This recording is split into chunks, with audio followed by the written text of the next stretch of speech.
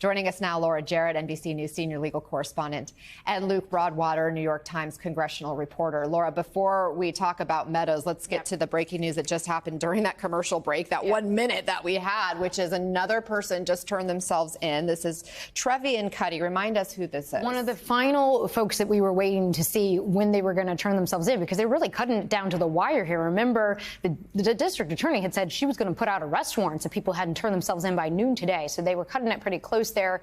But it now appears that she has turned herself in. She's one-time former publicist for Kanye West, R. Kelly, you can see on the screen there. The allegation against her by prosecutors was that she was part of the group that was pressuring election officials in Georgia, namely Ruby Freeman, who had been subject to a lot of harassment. And she was on tape and, again, part of the group that was pressuring her to sort of change her story, to admit that she had done something wrong vis-a-vis the election when, in fact, that she had not.